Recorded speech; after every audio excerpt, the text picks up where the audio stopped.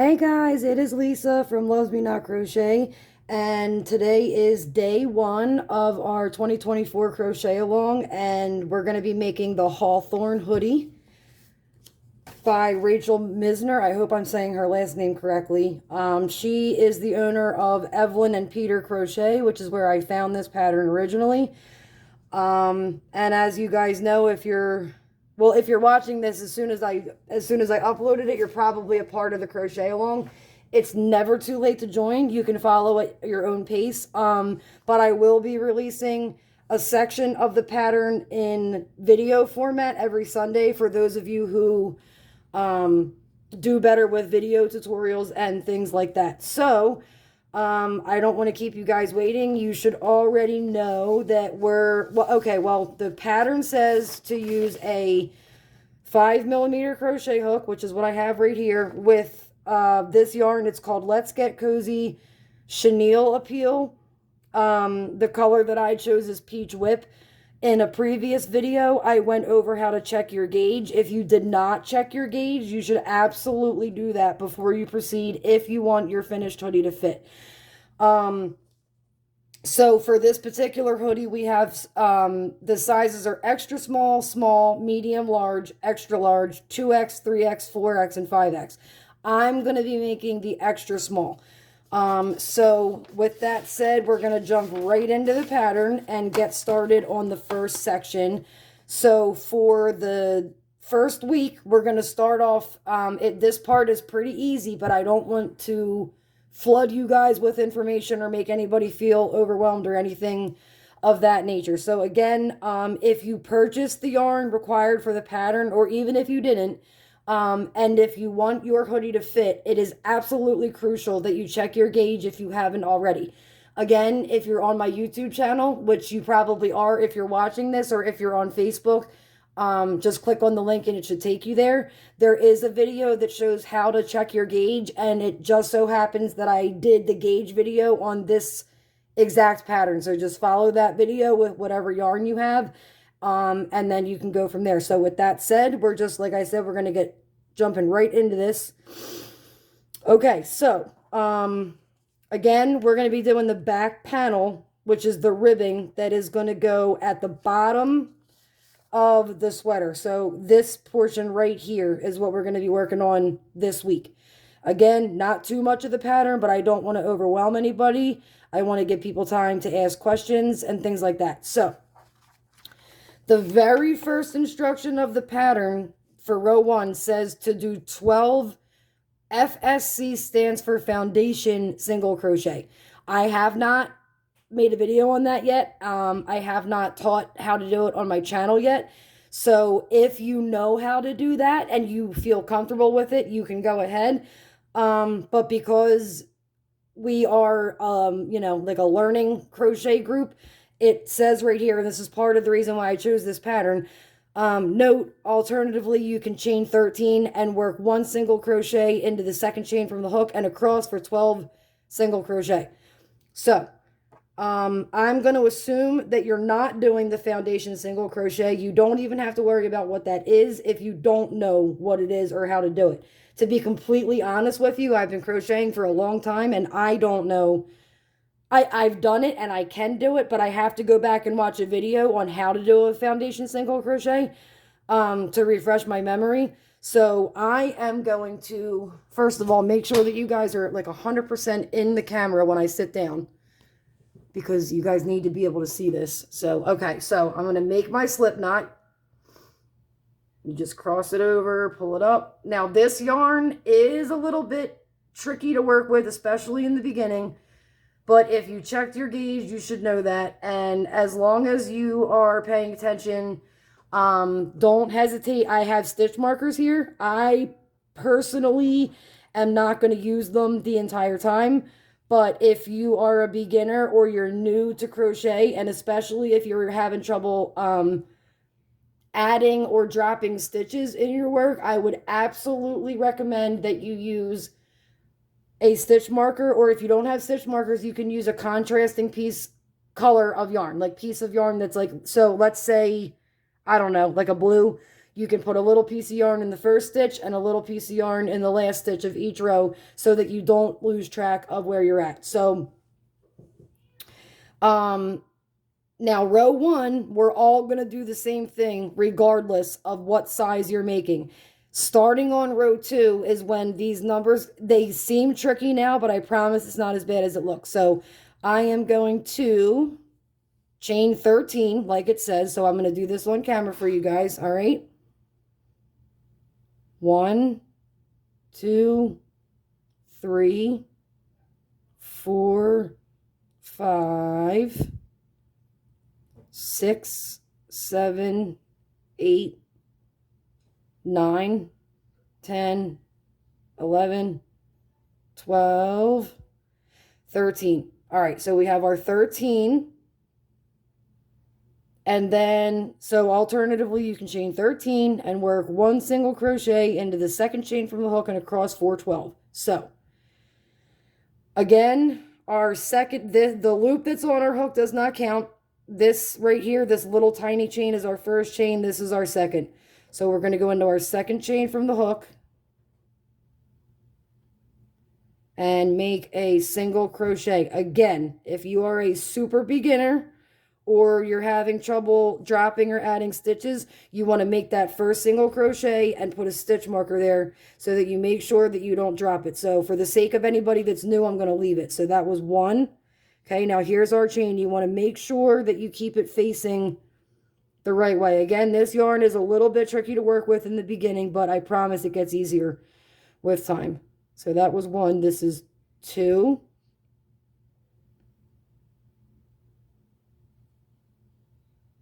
3.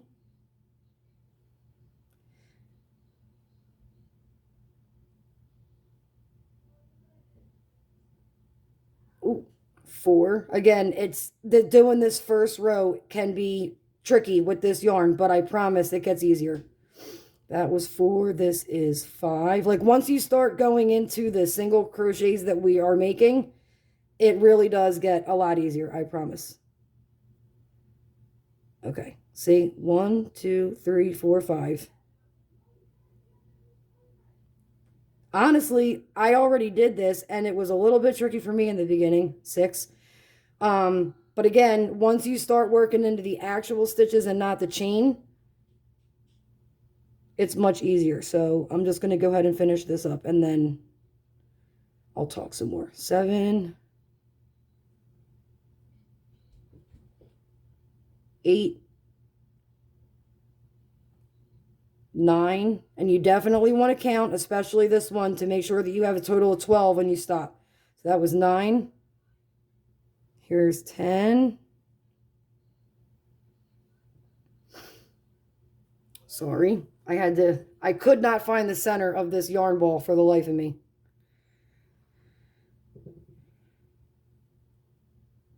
One, 2, 3, 4, 5, 6, 7, 8, 9, 10. 11. Oh, one of my cats might come into the picture for a second. This is Charlotte. And 12. There you go. You should be right at the end of your chain right there. Okay. Don't forget stitch marker. Okay. If you need them. If you're, you know, been, crocheting for a while, you don't have to use them. But if you're new or relatively new, I very highly and very strongly recommend that you do. Now, you guys are not going to need me for much of this particular section of the pattern, and that's why I started, like, I really kind of invested time into, I actually already made a hoodie with this pattern before I selected it for you guys. I know it says intermediate, however, almost the entire thing is single crochets and, half double crochets with a little bit of single crochet on the ribbing. The confusing part for most people gets to be here. Now I'm going to go over this. So we just finished up our first row. I have stitch markers in the first and last stitch. You should have a total of 12 stitches. Okay.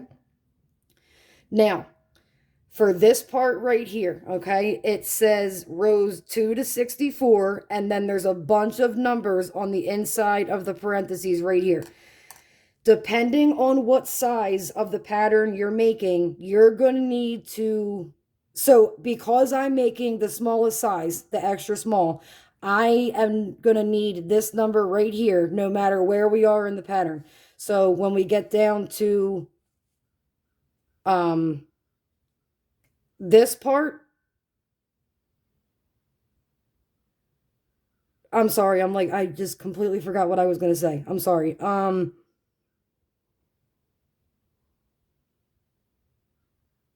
I don't know why. Okay, I'm sorry. So yes, okay. Rows 2 through, for me, it's going to be 64. This is an extra small. If you are doing, I'm literally going to go through this for you guys because I think it'll be easier if I just do it once. Okay, here's our size chart. So if you are making the extra small, you are going to do a total of 64 rows of, so here's, again, this is row 1. So for row 2 through 64, if you're doing the extra small, you're going to chain 1, put 1 single crochet in the back loop only of each stitch across for a total of 24 rows. So you're going to have 12 stitches in each row. I'm going to show you guys in a second how to single crochet into the back loop only. So again, if you're doing the extra small, you're going to do a total of 64 rows. If you're doing the small, you're going to do it for a total of 68. If you're doing the medium, you're going to do it for a total of 74. If you're doing the large, you're going to do it for a total of 80. If you're doing the extra large, you're going to do 86 rows. If you're doing the 2X, you're going to do 92 rows. If you're doing the 3X, you're going to do 98 rows. If you're doing the 4X, you're going to do 102 rows. And if you're doing the 5X, you're going to do 108 rows. That is what these different numbers in the parentheses mean. And in most patterns, if you see numbers in parentheses like that, it's going to be because there's different sizes and it's up to you. And again, if you want it to fit, you can look at it for, at least for this pattern, the measurement chart if you're not sure. But for me personally, because I'm making the extra small, I am going to work a total of 64 rows. Again, extra small, small, medium, large, extra large, 2XL, 3XL, 4XL, 5XL. So find your number. If you have the printed pattern and you want to highlight your number, you can do that so you don't forget. Or you can just memorize, you know, it's the, let's say you're doing extra small, small, medium, the large. You're going to do the third number in the parentheses throughout the entire pattern. So we are only doing the ribbing. I know I don't know if I specified on the Facebook page, I'm sorry, from this row 1 down, this is like part of the actual hoodie itself. So for this week, we are literally only going to do the back panel, the ribbing, for the hoodie. And when I showed you guys earlier, so it's going to be the ribbing, but for the back side of the hoodie. That's what we're going to be doing this week. So I want you guys to make your 2 to 64 or anywhere through 108 rows. And then it says after you get to your total amount of rows, you're not going to turn after the last row. You're going to stop. And I want you guys to stop there. And then next week, we're going to do that portion. So with that being said, it doesn't matter how many rows you're about to make. I'm going to show you guys how to single crochet into the back loop only, which is literally what you're going to do no matter how many rows you're about to do. So if you're using stitch markers here, so I'm sorry, you want to chain 1. We did not do that when I got to the end. So you're going to chain 1, and you're going to do this at the end of every one of your rows, okay? So you're going to chain 1. At this part, if you're using your stitch marker, remember that it's in this stitch, okay? Turn your work and single crochet into the back loop only. What that means is that if you're looking at your work, and I showed you guys this on previous videos, each of these little V's, they look like a V from the side. V, V, V, V is a stitch. So instead of, we're not going to crochet or single crochet into the entire stitch. like we normally would if you were doing a regular, you know, if it just said single crochet across. We're only going to single crochet into the back loop. So the back of the V, okay? This is stitch 1, so we're going to put our first single crochet right there. Again, if you're using stitch markers, you put that first stitch in and put your stitch marker right back in that first stitch that you just made, okay? Make sure it's insecure. And then for a total, I'm trying to hold this so that you guys can see that I'm only going into the back loop. So front loop is the one that's facing you. Back loop is the one away from you. You're only going to go into that loop and just put a single crochet. That's it. So 2. All right, I'm going to go ahead and do this without stopping so you guys can see up close. I'm looking into the camera. I'm trying to make sure you guys can see this as best as I can. 3. Remember, back loop only. 4.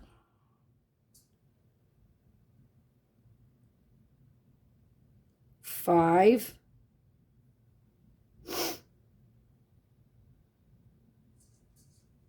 6. Okay. And this is what's going to give it, after you guys get a couple rows done, this is what's going to give it that ribbed look that she's talking about. 7. 8. The V's are a little bit easier to see right now, at least for me anyway. So if you didn't get a good look last time, again, here's the V's, like a V, V, V, V. We're on stitch number 8. You're only going to go into the back loop, okay? So 9, 10, and again, as this works up, I promise the yarn gets easier to work with. 11, back loop only. And then if you're using your stitch marker, it should be in your very last stitch right here, okay? So remove it. Ooh. Okay, and you're going to put your 12th stitch right in there. Close it off with the single crochet. Put the stitch marker, oh, I was off the camera, I'm so sorry. Put the stitch marker back into that very last stitch, okay? That is now row 2, okay? And that should look something like this right here. Chain 1, turn. Okay, now again, if you're using your stitch marker, I think this might be where some people that are new get confused, as this chain 1 kind of looks like it could be a stitch. So this is where, again, if you're new, the stitch markers can really be helpful. So I'm going to go ahead and I'm going to do rows 3 and 4 on camera, just so that you guys get the hang of this, okay? So 1, remember, back loop only for the entire portion of this sweater. And then you want to put, if you're using stitch markers, put it right back in the second that you make that stitch, so that you don't forget and you don't add or drop any. And again, I always recommend counting out loud. So that was 1, okay? Back loop only. 2.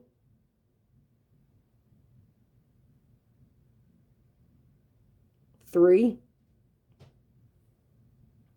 You guys can probably see it's already becoming a little bit easier for me to work with it, with the yarn. 4. And I promise, the further that we get, the easier it gets. Ooh, hold on one second. I'm having a hard time. Where's the V? Yeah, I was right. Okay. So that is 1, 2, 3, 4, 5. 6, 7, 8, 9, 10, 11. Okay, now we should be at, after you do 11, your next stitch should be the one with the stitch marker in it. Remove the stitch marker. This is our 12th stitch of our 3rd row. Okay, that was, again, stitch number 12 of row 3. Stitch marker back in. Again, you don't have to do this, but if you are, did I get that in there the right way? No, I went a little bit too deep. Hold on. I'm sorry. Okay. There it is. Okay. And then again, so now that was our final stitch. That was row 3. And now you're going to chain 1, turn. I know it seems repetitive that I'm putting the stitch marker in and then flipping it, but you don't want to lose track. So I'm just doing it for those who benefit from it. Okay. This is now row 4. So first stitch, you want to chain 1, turn. That's our first stitch. Okay. Put this back in. I'm going to go all the way across. And at the end of row 4, I'm going to stop and let you guys have at it, because I think this is pretty self-explanatory. Let me just try and go at this like my own speed, like if I wasn't on camera. 3. It really is a little bit difficult to work with this yarn, but again, I promise it will get easier. It's going to be a really soft hooded sweatshirt when we're done. All right, so that was 1, 2, 3, 4. I thought it was 6. Yep, we're good. 7, 8, 9.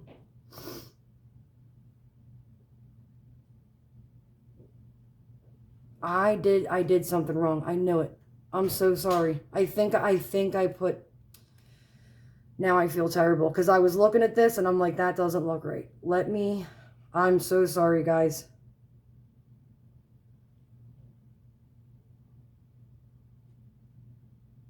Okay. I think it was because I was looking into the camera. I am so sorry. So again, this is why it's important to look when you're placing your stitch markers. I think I just did it into the wrong spot. 1, 2, 3, 4, 5, 6, 7, 8, 9, 10, 11, 12. Okay. I think I went into the wrong spot. So if this is where it would be, right here, normally, okay? That's the end of my single crochet. I'm going to chain 1 and turn. I think I went into the chain 1. I knew it looked wrong when I turned it. 1. Yeah. Okay. Sorry guys. I'm so sorry for that. 2.